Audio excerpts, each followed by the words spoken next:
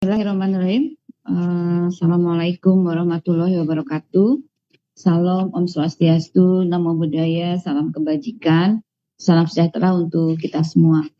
Yang saya hormati PLT Kepala BKN, kemudian juga Sekretaris Utama BKN dan seluruh JPT Madya dan Pratama di lingkungan BKN, para Kandrek BKN, Deputi Bidang Sistem Informasi dan Digitalisasi ASN di BKN, kemudian juga PLT Deputi Bidang Sumber Daya Manusia Aparatur dari Kementerian Pan-RB, para Sekjen, Sesmen, Sesda, Sekda, Sekretaris Utama, dan tentunya yang mewakili dan mudah-mudahan hari ini kita semuanya dalam keadaan sehat walafiat.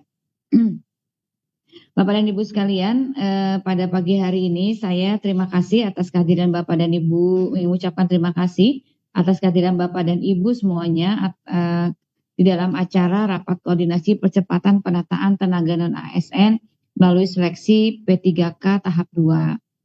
Dan ini merupakan acara yang kami lakukan untuk menguatkan komitmen kita semuanya untuk melakukan penataan tenaga non-ASN sebagaimana yang diamanatkan di dalam Undang-Undang Nomor 20 Tahun 2023 tentang ASN.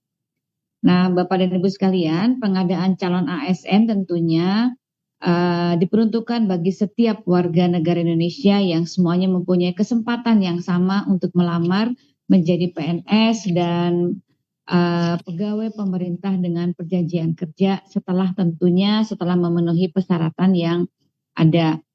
Nah, Bapak Ibu, pengadaan ASN sebagaimana kita ketahui dan menjadi komitmen kita bersama didasarkan pada prinsip kompetitif, adil, objektif, transparan, bersih dan dari praktek korupsi, kolusi dan nepotisme serta tanpa dipungut biaya. Dengan prinsip-prinsip ini kita berharap bahwa hasil ASN yang berkualitas sesuai dengan standar di seluruh Indonesia. Nah, Bapak dan Ibu, yang saya hormati, kebijakan pengadaan calon ASN tahun 2024 difokuskan kepada pelayanan dasar seperti tenaga guru dan tenaga kesehatan.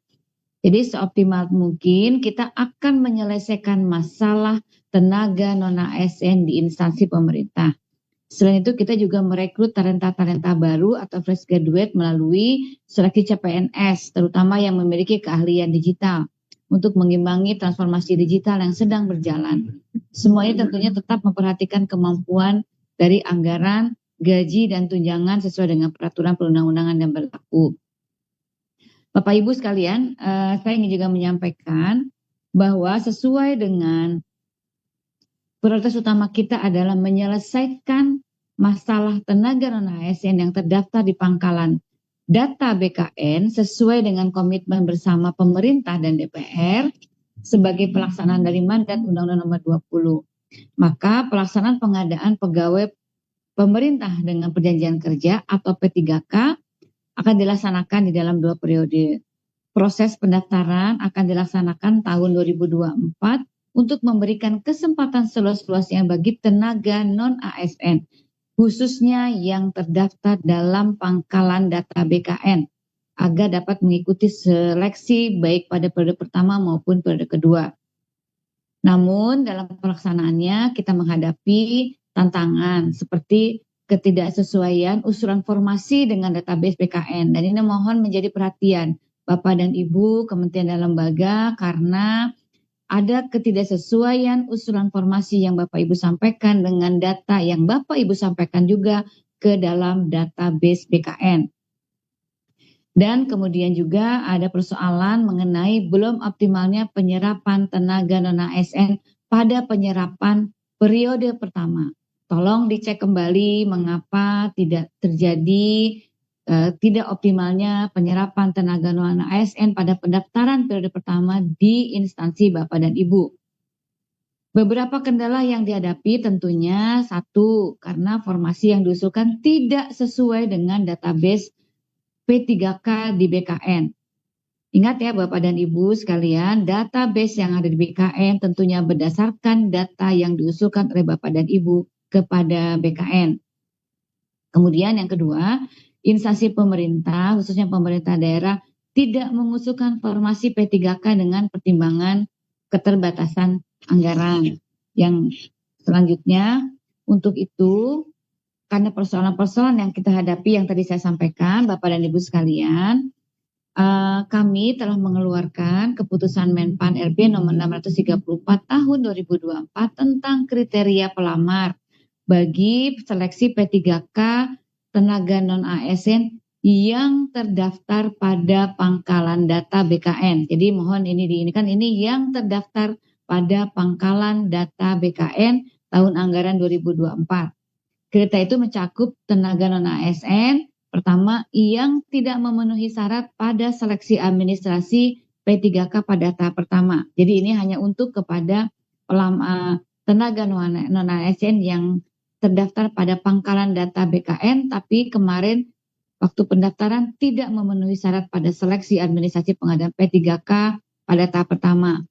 Kedua, ini bagi tenaga non-ASN yang lagi-lagi terdaftar pada pangkalan data BKN, tapi tidak memenuhi syarat pada seleksi administrasi pengadaan CPNS. Karena ada beberapa tenaga non-ASN mendaftar CPNS, tapi kemudian dia tidak bisa masuk lagi ke daftar P3K, maka dengan adanya keputusan Menpan ini bagi tenaga non-ASN yang terdaftar di dalam data pangkalan BKN yang kemarin daftar ke CPNS, maka diperbolehkan untuk mendaftar kepada P3K gitu ya, meskipun dia kemarin tidak lulus di CPNS.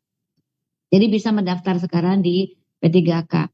Kemudian yang ketiga adalah ini bagi tenaga non-ASN yang terdata lagi di dalam pangkalan data BKN yang belum melamar pada seleksi pengadaan ASN.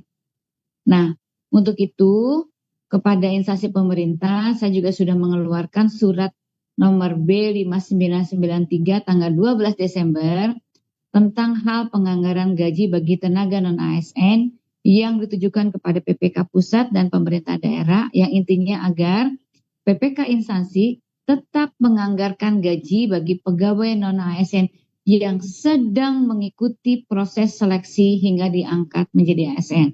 Jadi kemarin prinsipnya tidak boleh ada PHK massal, tidak boleh ada pengurangan take-home, maka para instansi pemerintah agar tetap menganggarkan bagi pegawai non-ASN yang saat ini sedang mengikuti proses seleksi hingga diangkat menjadi ASN.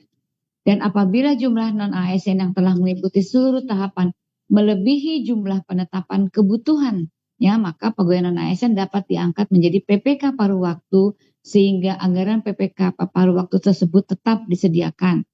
Anggaran PPK paruh waktu dapat disediakan di luar anggaran belanja pegawai. Sekarang pun banyak yang dianggarkan di luar belanja pegawai. Jadi kami persilakan sesuai sebagaimana yang surat yang telah kami sampaikan. Untuk itu Bapak dan Ibu sekalian, saya minta kepada kepala BKN dan jajaran untuk dapat mengimplementasikan kebijakan tersebut dengan melakukan sosialisasi bersama dan mengedukasi kepada seluruh kementerian, lembaga, dan daerah dan kepala kantor regional BKN seluruh Indonesia, serta memastikan aplikasi SSC ASN dapat memberikan kemudahan di dalam pendaftaran peserta bagi pegawai non-ASN dan mengoptimalkan kelulusan dan pengangkatan bagi mereka yang telah mendaftar di ASN. Mereka yang saya maksud adalah yang terdaftar di dalam pangkalan data BKN. Kemudian para PPK, instansi pusat dan daerah termasuk para pengelola kepegawaian untuk tetap menyiapkan anggaran bagi pegawai non-ASN baik yang lulus melalui PPK penuh waktu maupun penuh waktu maupun karena keterbatasan anggaran menjadi pegawai ASN yang PPK paruh waktu. Saya mengharapkan bahwa PPK para pembina kepegawaian mengoptimalkan pendaftaran dan mendorong pegawai ASN yang ada di lingkungan instansi masing-masing, khususnya yang terdaftar di dalam pangkalan data BKN, untuk mengikuti seleksi serta memberikan bimbingan yang jelas mengenai tahapan dan mekanisme serta afirmasi dari pemerintah. Dan saya juga ingin mengingatkan, apabila dalam pelaksanaannya masih ada yang tertinggal karena PPK instansi tidak mengindahkan kebijakan tersebut, maka tentunya akan berdampak pada terhambatnya pengalihan status pegawai non-ASN menjadi PPK maupun penuh waktu maupun paruh waktu. Jadi mohon Bapak dan Ibu sekalian agar memperhatikan waktu yang sudah kita sediakan, kemudian juga persyaratan, karena pemerintah berdasarkan Undang-Undang Nomor 20 Tahun 2012 sudah harus menyelesaikan penataan tenaga non-ASN sampai akhir tahun 2024. Jadi mohon Bapak dan Ibu hari ini sudah bisa menyampaikan kepada para tenaga non-ASN di lingkungan Bapak dan Ibu, diberikan penjelasan yang jelas agar tidak ada lagi keluhan-keluhan mereka tidak bisa masuk ke dalam pendaftaran untuk mengikuti tahapan kedua. Demikian mungkin Bapak dan Ibu sekalian yang bisa saya sampaikan. Terima kasih sekali lagi atas dukungan pelaksanaan penerimaan P3K tahap kedua, khususnya kepada PLT Kepala BKN dan seluruh jajaran yang telah bekerja keras untuk menyelesaikan pendaftaran ini dan sampai penyelesaian saya mendapatkan nomor induk pegawai dan para kandrek, seluruh kepala untuk terus memberikan sosialisasi instansi di lingkungannya masing-masing supaya kita tentunya dapat mengaplikan ini dengan sungguh-sungguh. Mohon jadi perhatian dan Bapak dan Ibu, dan mohon nanti Bapak dan Ibu bisa disampaikan kepada pimpinan masing-masing apabila Bapak dan Ibu mewakili pimpinannya. Jangan sampai nanti ada informasi yang tertinggal karena ketidakhadiran Bapak dan Ibu di dalam forum ini. Terima kasih Bapak dan Ibu sekalian. Sekali lagi saya ingin mengucapkan selamat Natal kepada Bapak Ibu yang merayakan. Kemudian juga saya juga mengucapkan selamat tahun baru. Semoga di tahun kita bisa lebih banyak melayani kepada masyarakat. Terima kasih. Wassalamualaikum warahmatullahi wabarakatuh. Salam Om Swastiastu, Namo Buddhaya, salam kebajikan. Baik, terima kasih Ibu Rini Widiantini atas arahannya. Selanjutnya kita akan bersama-sama menyimak arahan dari PLT Kepala BKN. Kepada Bapak Haryomo Diputranto, dipersilahkan. Terima kasih Mbak. Bismillahirrahmanirrahim. Assalamualaikum warahmatullahi wabarakatuh.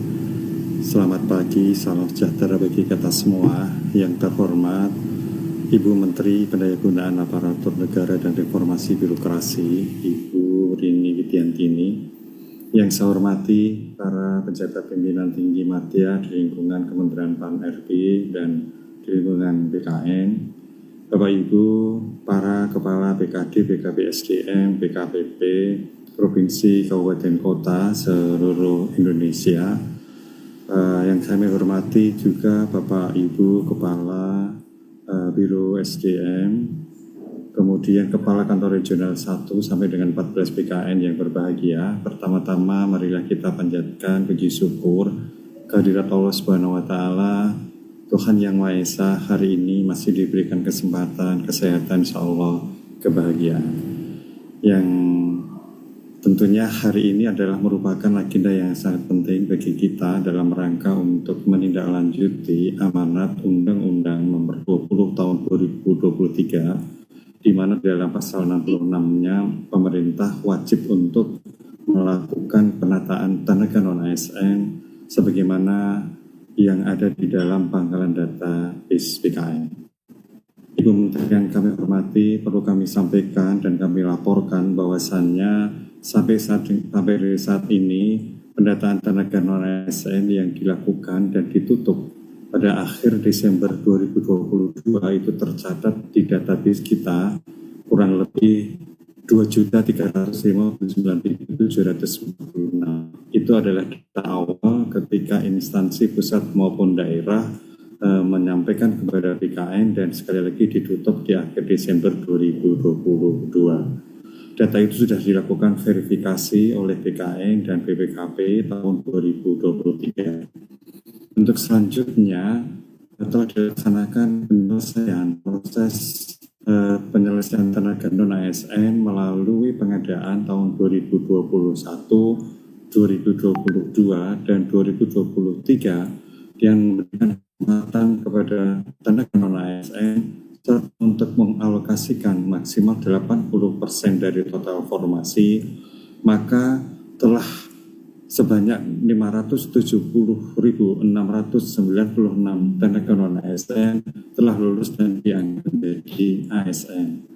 Artinya hingga tahun 2024 ini masih tersisa sebanyak 1.789.050 tenaga non-ASN yang ada di pangkalan data BKN.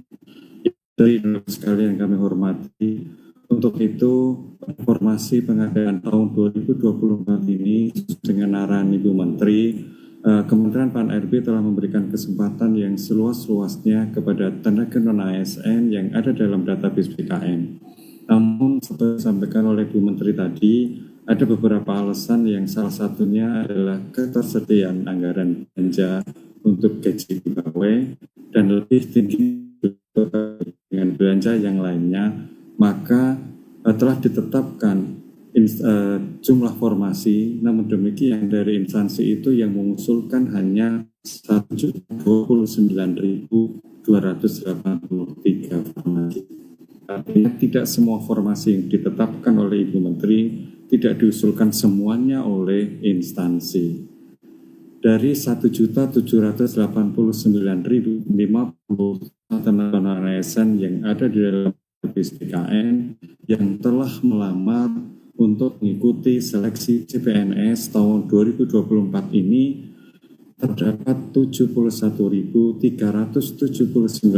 orang telah lulus seleksi administrasi, sehingga kita pahami mereka mencoba untuk melakukan pendaftaran mengikuti seleksi CPNS. Kemudian yang tidak memenuhi syarat seleksi administrasi sebanyak 8.843 orang. Sementara mereka juga melakukan lamaran untuk formasi P3K tahap pertama dengan jumlah 1.383.667 orang dengan catatan yang lulus seleksi administrasi terdapat 1.345.338 orang yang tidak memenuhi seleksi, yang tidak memenuhi atau tidak lulus seleksi administrasi sebanyak 38.291 orang.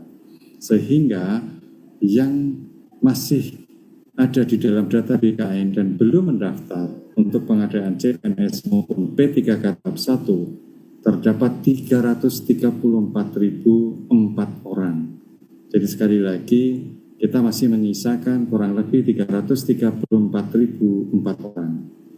Ibu Menteri dan Bapak Ibu semua yang saya hormati, tadi disampaikan oleh Ibu Menteri bahwasannya Kemenpan RB juga telah menerbitkan Kepmenpan nomor 630 tahun 2024 tentang kriteria pelamaran pada seleksi pegawai pemerintah dengan perjanjian kerja bagi tenaga non-ASN yang terdapat dalam pangkalan data BKN tahun 2024. Tentunya tujuan dari keputusan Menteri ini memberikan kesempatan kembali kepada tenaga non-ASN yang sempat mendaftar CPNS namun TMS pada saat seleksi administrasi. Demikian pula halnya dengan mereka yang juga dinyatakan TMS untuk mengikuti seleksi P3K tahap pertama. Kita menginginkan diberikan kesempatan kembali untuk melakukan pendaftaran pada seleksi P3K tahap kedua yang diprioritaskan tentunya bagi para tenaga non-ASN yang terdata di instansi dengan terlebih dahulu mendapatkan konfirmasi persetujuan oleh instansi melalui SSC ASN yang ada di BKN. Namun demikian berdasarkan data pendaftaran PPPK tahap 2 yang baru masuk dan pada saat per 29 Desember hanya baru terdapat 40.360 orang yang telah melakukan pendaftaran. Artinya masih banyak tenaga non-ASN yang terdata di dalam pangkalan database ASN namun berpotensi untuk mengikuti penerimaan CASN 2024 melalui seleksi P3K dan belum menyelesaikan pendaftarannya.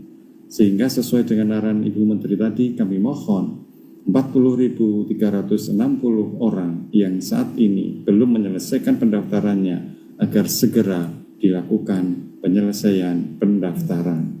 Oleh karena itu, instansi perlu untuk selalu memberikan peluang dan mendorong kesempatan yang seluas-luasnya kepada tenaga non-ASN yang terdapat dalam database BKN untuk segera melakukan pendaftaran. Sesuai surat Kepala BKN terdahulu bahwasannya pendaftaran untuk yang dilakukan saat ini akan ditutup pada tanggal 31 Desember 2024. Artinya kita masih punya waktu 1 hari ke depan.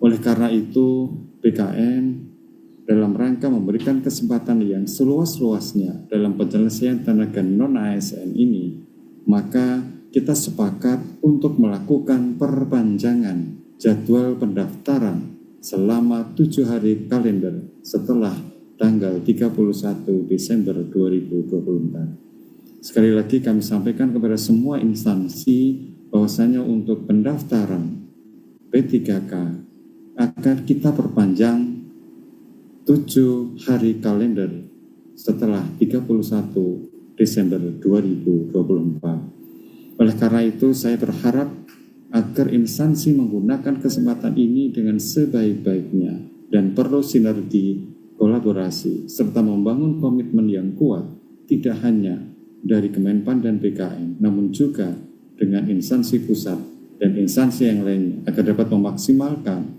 pengadaan CASN tahun 2024 sehingga komitmen kita untuk melakukan penataan tenaga non-ASN betul-betul bisa dilaksanakan sampai dengan 31 Desember 2024. Selanjutnya, kami juga mengharap dan menghimbau kepada seluruh kepala kantor regional BKN dari 1 sampai dengan 14 untuk mengawal upaya percepatan penyelesaian tenaga non-ASN ini sebagaimana telah diatur dalam keputusan Menpan RB nomor 634 tahun 2024. Terus lakukan sinergi yang kontinu dengan para instansi pemerintah di daerah sehingga kesempatan yang baik ini jangan sampai kita tidak gunakan dengan sebaik-baiknya.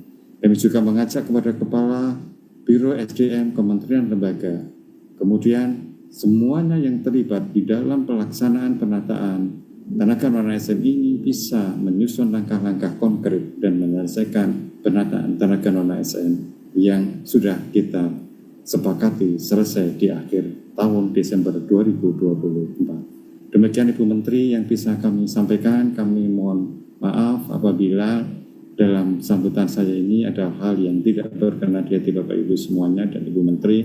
Kami mohon dukungannya dari Ibu Menteri dan khususnya pada semua Kepala Biro, Kepala BKD di instansi pusat dan di instansi daerah untuk menjalankan apa yang sudah di Menteri dan apa yang sudah ditetapkan dalam keputusan Menpan nomor 634 tahun 2024. Saya akhiri sambutan saya. Bila taufiq wal hidayah. Assalamualaikum warahmatullahi wabarakatuh. Waalaikumsalam warahmatullahi wabarakatuh. Terima kasih Pak Kepala. Terima kasih Bapak Haryono atas arahannya. Selanjutnya, Bapak dan Ibu, kita akan memasuki sesi pemaparan kebijakan percepatan penataan tenaga non-ASN melalui seleksi P3K tahap 2 tahun 2024 oleh PLT Deputi SDM Aparatur Kementerian Pan-RB, dan selanjutnya akan ada sesi pemaparan dari Deputi Bidang Sistem Informasi dan Digitalisasi Manajemen ASN BKN. Kemudian akan dilanjutkan dengan sesi pertanyaan. Bapak dan Ibu bisa menyampaikan pertanyaan di dalam kolom chat via Zoom. Kepada Bapak Abasub Daksa, kami persilahkan. Oke, baik. Terima kasih Mbak Pin. Assalamualaikum warahmatullahi wabarakatuh. Selamat pagi, salam sejahtera untuk kita semua yang sama-sama kita hormati, kita banggakan Ibu Menteri Pan-RB. Terima kasih Bu Menteri tadi sudah menyapa teman-teman semua di pagi ini. Dan mudah-mudahan ini jadi motivasi bagi teman-teman semua untuk segera menyelesaikan penataan tenaga non-ASN sebagaimana arahan Bu Menteri. bagian dari mandat Undang-Undang 20 2023. Terima kasih Bu Menteri tadi atas arahannya.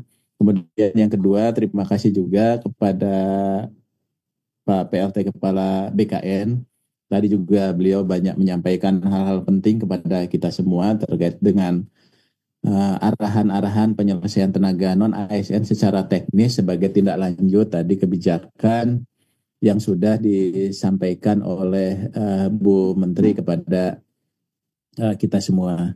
Juga terima kasih Bu Sestama BKN beserta jajaran para JPT Madya dan JPT Pratama di lingkungan BKN, Pak Deputi khususnya juga Deputi Bidang Sistem Informasi dan Digitalisasi Manajemen ASN, Pak Suharmen, beliau juga sudah hadir. Beliau juga akan menyampaikan Bu Menteri terkait dengan teknis pelaksanaannya. Juga di sini tadi mungkin Bapak Ibu rekan-rekan kepala kantor regional, karena Bu Menteri beliau ini termasuk nanti yang akan melakukan proses administrasi dan eksekusinya nanti khususnya bagi teman-teman yang ada di daerah. Jadi mohon bantuan dari teman-teman Kakanrek untuk bisa mendukung tadi program yang disampaikan oleh Bu Menteri terkait dengan penyelesaian tenaga non-ASN.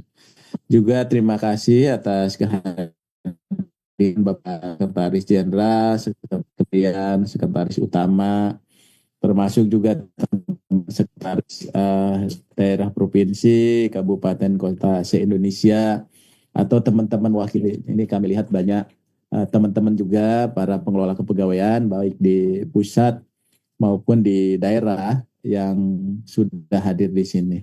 Ini adalah wujud komitmen kita bersama bahwa penataan tenaga non-ASN sebagai bagian dari komitmen pemerintah, disampaikan Bu Menteri tadi, bahkan ini komitmen kita bersama antara pemerintah dengan DPR yang wajib kita dukung dan kita selesaikan. Dan juga ini sebagai upaya kita untuk memastikan bahwa status kepegawaian teman-teman non-ASN tadi menjadi jelas. Jadi ada dasar hukum yang melandasi teman-teman tenaga non-ASN itu bisa bekerja dengan status yang jelas. Sebagaimana diatur dalam undang-undang, hanya ada dua, yaitu statusnya pegawai negeri sipil atau pegawai pemerintah dengan perjanjian kerja. Tentunya upaya ini perlu sinergitas antara pemerintah pusat, khususnya Kemenpan dari aspek kebijakan, kemudian dari aspek kebijakan teknisnya oleh BKN, dan juga para pengelola kepegawaian. Tadi Bu Menteri sudah menyampaikan beberapa kendala yang menjadi PR kita, khususnya teman-teman di daerah, ya, untuk bisa menyelesaikan tenaga non-ASN karena tidak optimalnya pengisian beberapa jabatan di lingkungan instansi pemerintah, ya, baik instansi pusat maupun instansi daerah. Nah, oleh sebab itu harapannya pemenuhan undang-undang ini, karena memang ini mandat undang-undang yang harus kita selesaikan paling lambat Desember 2024 dan sifatnya wajib, maka ini menjadi tanggung jawab bersama untuk kita semua. Nah, oleh sebab itu Bapak Ibu sekalian, apa yang disampaikan Bu Menteri tadi adalah basisnya pelaksanaan undang-undang. Jadi amanat atau mandat dari undang-undang, khususnya di pasal 66. Nah, oleh sebab itu, karena kita juga ini sudah mendekati 31 Desember 2024, walaupun tadi penyelesaian penataannya sampai Desember 2024, harapannya ini kita tata sambil berjalan, ya, kemudian prosesnya mungkin akan melewati tahun 2024. Tapi tetapnya prosesnya kita selesaikan di Desember 2024 untuk pendaftaran dan sebagainya. Namun demikian tadi Bu Menteri, Bapak Ibu sekalian, disampaikan oleh Kepala Teknis tadi kebijakan dari PLT Kepala BKN untuk menambah ya waktu pendaftaran, sehingga memang dari hasil diskusi kita atau sosialisasi kita pagi ini nanti bisa dimanfaatkan oleh Bapak Ibu sekalian. Jadi betul-betul kebijakan ini sudah kita buka seluas-luasnya, termasuk juga kita melakukan pertemuan di pagi ini. Oleh sebab itu harapan apa yang ingin kita penuhi. Jadi artinya secara kebijakan memang sudah disiapkan, secara formasi sudah ditetapkan, usulan juga sudah disampaikan. Namun demikian dalam prakteknya kita belum bisa melakukan secara optimal untuk penyerapannya. Jadi artinya misalnya kalau kita lihat dari tren pendaftar kita gitu sesungguhnya antara formasi dengan pendaftar animo untuk jadi ASN itu luar biasa. Tapi yang jadi persoalan adalah saat ini kita punya prioritas untuk menyelesaikan tenaga non ASN. Nah, di mana tenaga non ASN itu tadi kualifikasinya, pendidikannya, ya, kemudian jenis jabatan, unit kerjanya itu seharusnya sudah bisa menyesuaikan. Supaya apa? Karena itulah afirmasinya yang diberikan. Namun dalam kenyataannya bahwa basis antara kualifikasi pendidikan, jabatan, dan unit kerja itu masih banyak yang belum sesuai. Karena kenapa? Karena usulan formasi yang disampaikan itu belum sesuai. Nah, oleh sebab itu secara kebijakan untuk penyelesaian tenaga non-ASN khususnya melalui Kepmenman 347 sampai 349 itu sudah banyak memberikan ruang untuk teman-teman diberikan kesempatan mengikuti seleksi. Nah, oleh sebab itu di sisi lain CPNS juga kita gulirkan. Nah, untuk CPNS ini mungkin ini ibaratnya harga mati karena memang ini juga untuk memberikan ruang kepada talenta-talenta muda kita untuk bisa berkompetisi di jabatan ASN. Selain juga bagi teman-teman P3K yang secara prinsip mereka sudah bekerja, tapi mungkin cara masuknya dulu berbeda. Nah, oleh sebab itu, Bapak Ibu sekalian, sekarang ini banyak yang menanyakan apakah ada afirmasi untuk CPNS. Tentunya tidak ya, karena CPNS ini betul-betul kita inginkan orang-orang teman-teman fresh graduate, talenta-talenta digital untuk bisa juga bekerja di instansi pemerintah dengan kompetisi yang sangat tinggi. Nah, lain halnya dengan teman-teman yang P3K. Nah, oleh sebab itu tadi mekanisme untuk seleksi CPNS itu sudah jelas. Jadi kalau ada yang bertanya 100% untuk siapa ya? Untuk pelamar umum ya, untuk pelamar umum 100% sehingga kompetisinya gitu ya. Itu cukup ketat sehingga ada teman-teman yang bertanya kepada saya khususnya kaitan dengan tadi apakah ini akan ada optimalisasi dan sebagainya untuk CPNS.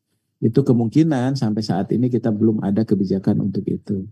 Jadi mungkin kalau ada yang kosong, dia tidak memenuhi nilai ambang batas, ya mungkin nanti bisa diulang kembali karena kita ingin mendapatkan orang-orang yang terpilih untuk yang CPNS.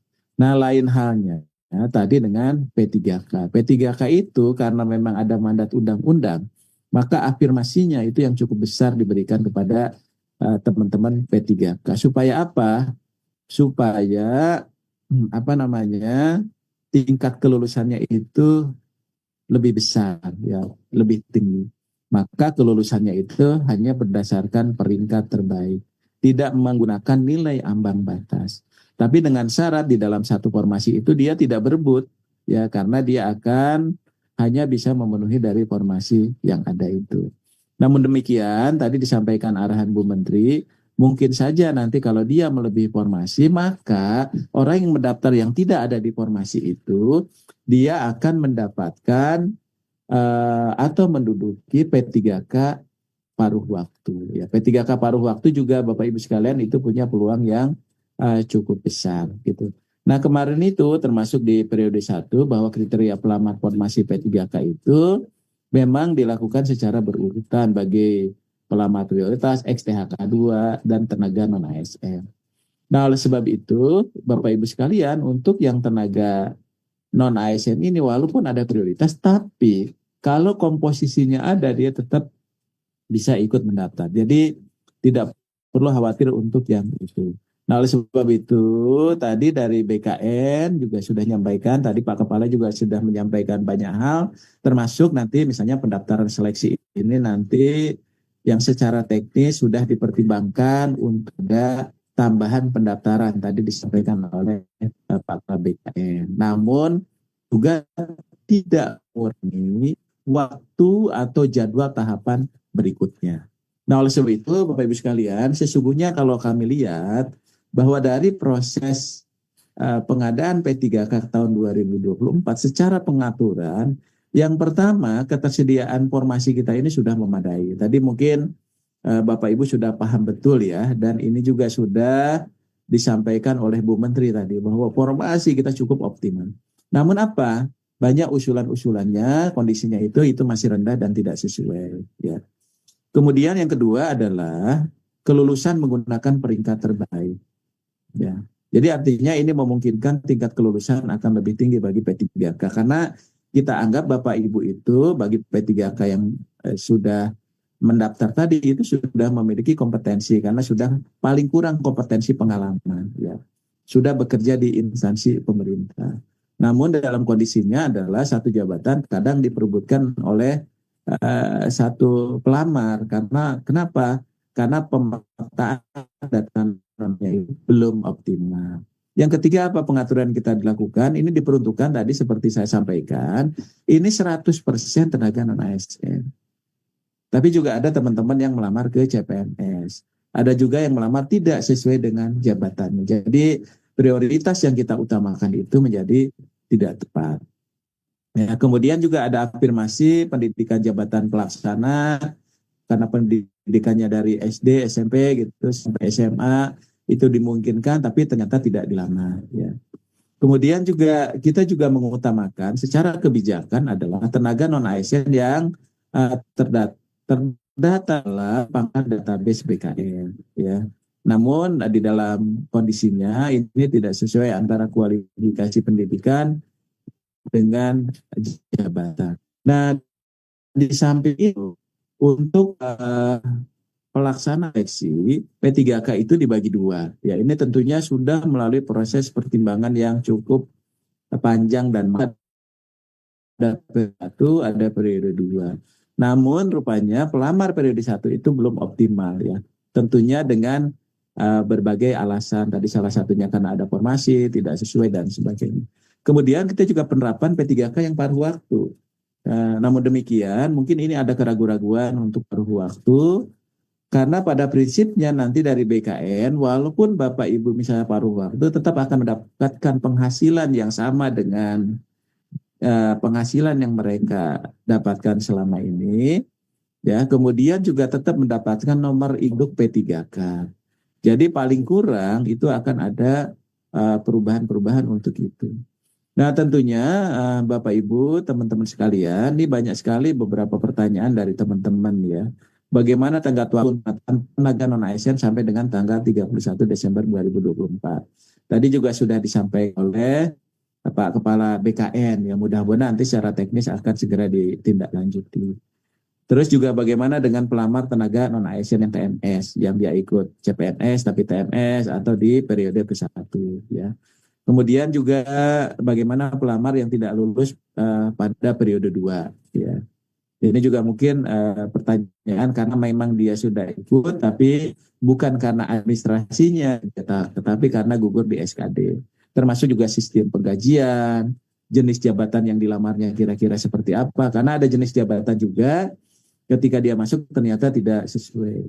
Kemudian juga bagaimana mekanisme, kemudian juga yang tidak menulis periode 1 itu kira-kira nanti dia akan seperti apa.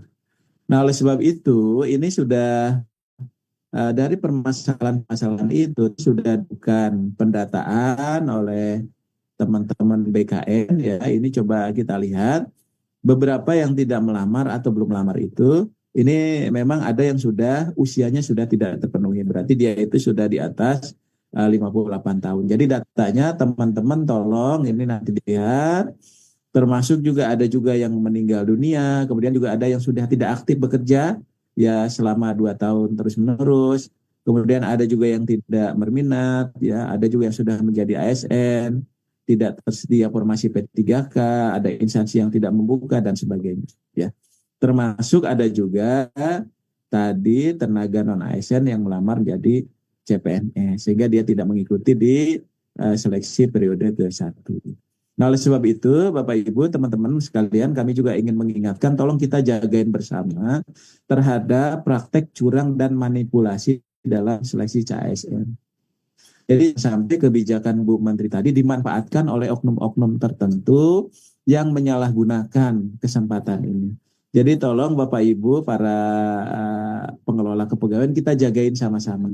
Kasihan saudara-saudara kita yang sudah berjuang untuk menjadi P3K, namun karena kecurangan-kecurangan ini akan berdampak mereka. Jadi tolong Bapak Ibu sekalian kalau ketemu hal-hal seperti ini laporkan kepada pihak yang berwajib. Jadi kami juga ingatkan waspada terhadap praktek curang dan manipulasi untuk kebijakan yang sedang kita keluarkan. Nah, oleh sebab itu, Bapak Ibu sekalian, mungkin nanti data inilah yang kita gunakan.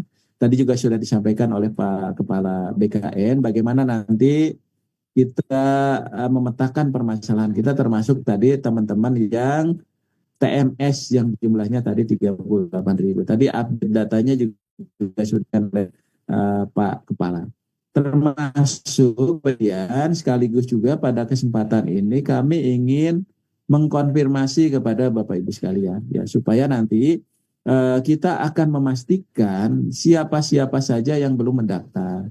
Jadi kami mohon bantuan dari Bapak Ibu, teman-teman sekalian untuk bisa membantu ya, untuk bisa membantu mengklarifikasi, mengkonfirmasi datanya ya. Sehingga nanti Bapak Ibu sekalian, ini strategi yang kita gunakan adalah tadi yang pertama adalah non ASN yang database dinyatakan TMS pada pendaftaran P3K periode 1 termasuk bagi mereka mendaftar non ASN gitu ya, non ASN. Ya, termasuk Bapak Ibu sekalian, termasuk bagi mereka yang tidak mendaftar P3K di periode 1. Nah, ini mohon bisa lakukan pemetaan data non ASN-nya ya ke dalam jabatan pelaksana yang general ya berkoordinasi dengan instansi pemerintah yang bersangkutan. Jadi artinya pemetaan itu menjadi penting. Jadi kami akan siapkan nanti adalah jabatan-jabatan yang sifatnya general yang bisa dilamar atau diduduki dulu. Jadi ini harus ada konfirmasi data dulu. Jadi tolong Bapak Ibu sekalian, ini dari tim kami, dari ASDEP perencanaan jabatan, perencanaan dan badan sudah mengkonfirmasi. Tapi masih ada berapa persen data yang belum ada. Kenapa konfirmasi ini penting? Karena dari hasil konfirmasi ini akan diinjek ke dalam SSCASN-nya BKN. Sehingga Bapak Ibu sekalian nanti akan lebih mudah ya, lebih mudah untuk masuk ke sini. Lalu pertanyaannya, apakah SPTJM-nya masih diperlukan? Kalau memang ada dulu pernah, kita nggak usah lagi, gitu ya, nggak usah lagi. Jadi Bapak Ibu tidak perlu SPTJM pun sesuai dengan Kepmenpan kita itu tidak apa-apa. Jadi kita tidak sebutkan karena Bapak Ibu kan sudah pernah memasukkan itu. Sehingga nanti untuk submit pendaftaran melakukan submit pendaftaran itu tidak perlu lagi seleksi administrasi oleh institusi pemerintah. Itu teman-teman tinggal memilih saja, nanti sudah disiapkan. Ya, nanti mungkin dari Pak Deputi, dari Pak Suharmen akan menyampaikan ya secara teknisnya. Termasuk seleksi P3K-nya diprioritaskan untuk memenuhi kebutuhan formasi yang ada saat ini. Nanti bisa saja seleksi ini Bapak Ibu silakan ikut masuk, nanti pendaftarannya nanti akan dilakukan penataan ulang terhadap formasinya bagi teman-teman yang bersangkutan. Nah, oleh sebab itu, tadi siapa saja ya kriteria pelamar P3K yang ada dalam pangkalan data base BKN. Ini sesuai dengan tadi keputusan Menteri Pan-RB nomor 634 tahun 2024. Jadi kriterianya tadi juga sudah disampaikan oleh Bu Menteri, mereka yang TMS ya pada seleksi P3K, termasuk juga yang seleksi di CPNS. Karena mereka belum melakukan seleksi sama sekali. Lalu pertanyaannya tentunya banyak juga dari teman-teman, bagaimana bagi teman-teman yang memang tidak lolos SKD-nya kan gitu ya. Kemudian yang kedua, teman-teman sekalian, kenapa jabatannya itu kita pilih atau kita siapkan 4 jabatan. Jadi ada pengelola umum operasional, ada operator layanan operasional, pengelola layanan operasional. Ini adalah jabatan yang sifatnya umum. Jadi pendidikan apa saja bisa masuk ke sini. Kenapa kebijakan Bu Menteri itu menyiapkan jabatan ini? Supaya teman-teman non-ASN itu tidak ada kendala dari aspek kualifikasi pendidikan dan jabatannya. Ya, jadi ini adalah hanya jabatan antara sebagai pintu masuknya, ya, sebagai pintu masuknya. Nah, oleh sebab itu, Bapak Ibu sekalian, karena ini sebagai pintu masuk, maka Bapak Ibu nanti akan dilakukan penyesuaian kualifikasi jabatannya. Ya, jadi misalnya walaupun dia guru, maka dia melamarnya tetap ke operator layanan operasional. Tapi begitu diangkat, maka SK-nya nanti akan jadi guru, gitu ya. Termasuk juga yang untuk tenaga kesehatan dan sebagainya. Nah, proses ini akan berjalan panjang, ya, akan berjalan panjang. Karena akan berjalan panjang, karena ada proses, maka Bu Menteri tadi sudah juga mengeluarkan surat agar penganggaran gaji bagi tenaga non-ASN itu tetap sesuai dengan proses pengadaan tahun 2024 ini. Termasuk sampai ke 2020. Nah, termasuk anggaran existing non-ASN tetap disediakan untuk membayar P3K paruh waktu, ya. Baik dia paruh waktu yang pembayarnya di luar belanja pegawai, di luar belanja pegawai. Nah, oleh sebab itu, Bapak Ibu sekalian, ini langkah-langkah yang sudah kita lakukan. Tadi ada platform pemetaan,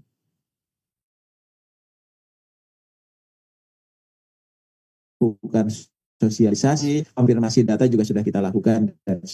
Termasuk saat ini sampai pendaftaran, tadi ada perpanjangan dan sebagainya, untuk bisa masuk ke dalam seleksi tahap kedua. Nah, tadi pengumuman hasil kelulusan calon P3K misalnya sudah diumumkan, maka Bapak Ibu para pengelola kepegawaian memetakan kembali tadi mereka masuk ke 4 jabatan ini, dia akan disesuaikan ke formasi apa, ya, ke formasi apa. Jadi formasinya bisa ke guru, bisa ke tenaga kesehatan, atau kepada tenaga teknis lainnya. Jadi ini sangat memungkinkan. Jadi pada saat nanti pengisian DRH dan NIP P3, maka nanti dia sudah ke dalam jabatan yang existing, yang existing yang sesungguhnya memang dibutuhkan oleh pemerintah daerah.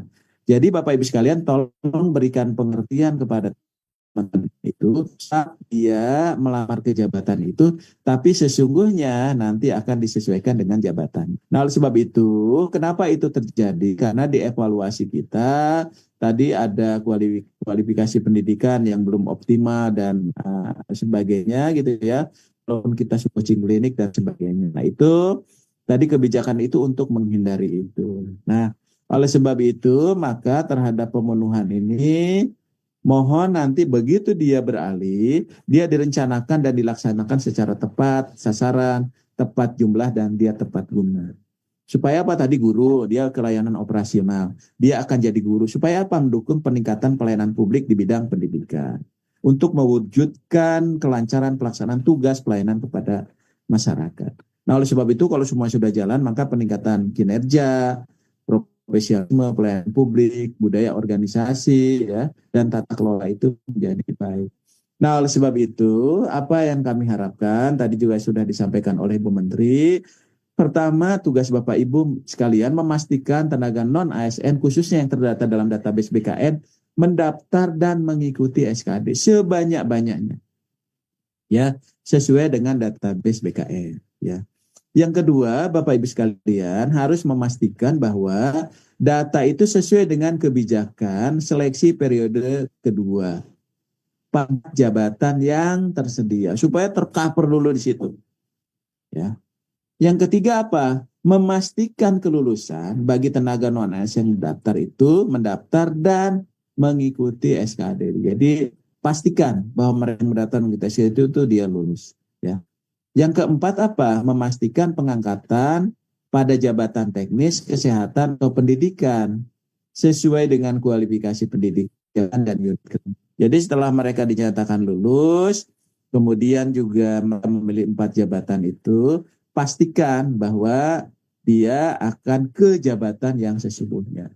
Dan yang terakhir adalah memastikan ketersediaan anggaran P3K penuh waktu maupun paruh waktu, baik melalui belanja pegawai maupun non belanja pegawai.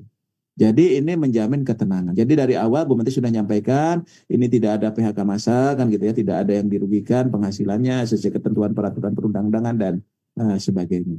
Nah, oleh sebab itu maka untuk kedepannya kita juga punya tugas. Jadi perencanaan pengadaannya sudah kita jalankan, gitu ya. Kemudian apa namanya prosesnya nanti pengangkatannya sudah dilakukan, maka penataannya itu jadi penting. Ya, apakah dia akan ke jabatan pelaksana, ke jabatan fungsional, ini sudah distandarkan di sana. Nah, kemudian standar kompetensi jabatannya, ya, standar kompetensi jabatannya sekarang masih di Permen 38 2017. Evaluasi jabatannya supaya mereka dapat kelas jabatan, bagaimana pengembangan dan pengelolaan kinerjanya, termasuk pola karirnya bagi mereka yang CPNS, ya. Karena P3K dia pola karirnya sesuai dengan di P3K. Nah, oleh sebab itu PR kita adalah nanti pengembangan kompetensi dan kinerja itu cukup penting. Karena kenapa? Keseluruhannya itu harus bisa mendukung program reformasi birokrasi dan pelayanan publik yang lebih baik. Jadi kita semata-mata bukan hanya proses kita hanya mengangkat saja, tapi juga ada proses lanjutannya supaya bisa berjalan dengan optimal.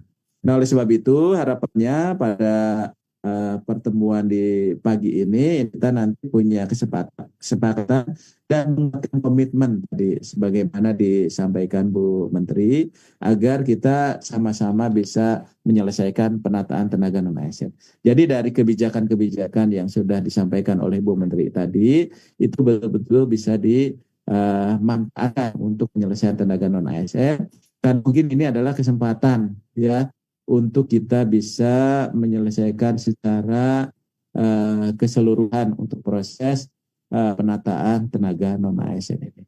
Nah, barangkali ini Bapak Ibu, Bu Menteri, Pak Kepala, Bu Sestama BKN, Kanrek, Bapak Ibu Deputi, Bapak Ibu hadirin yang hadir di pertemuan ini, mudah-mudahan pasca dari pertemuan kita ini di akhir tahun ini bisa membawa berkah gitu ya bagi kita semua. Dan selamat juga bagi sahabat-sahabat ASN kita yang merayakan Natal di tahun 2024. Semoga damai sejahtera juga bagi kita semua menyongsong 2025 tahun baru 2025 ini. Mudah-mudahan kita selalu diberikan kemudahan dan kesuksesan. Terima kasih khususnya kepada Bu Menteri tadi yang sudah meluangkan waktu di pertemuan kita, juga Pak PLT Kepala BKN, terima kasih Pak Yomo, tadi beliau juga sudah memberikan ruang bagi penyelenggaraan non-ASN, termasuk juga tadi secara teknis menyampaikan beberapa hal solusi untuk penyelesaian ini. Juga Pak Suharmen, Pak Deputi beserta jajaran, Bu Sestama, semua rekan-rekan Kanrek. Rupanya terima kasih Pak Kepala, ini hadir semua teman-teman Kanrek di sini, ini komitmen kita bersama untuk menyelesaikan semua. Demikian, terima kasih, mohon maaf kalau ada hal yang kurang berkenan, kami kembalikan ke Mbak Vin untuk lanjut dan materi selanjutnya. Demikian, terima kasih. Assalamualaikum warahmatullahi wabarakatuh. Waalaikumsalam warahmatullahi wabarakatuh. Terima kasih pada Bapak Basubagja atas pemaparan dan arahannya. Bapak Ibu, selanjutnya kita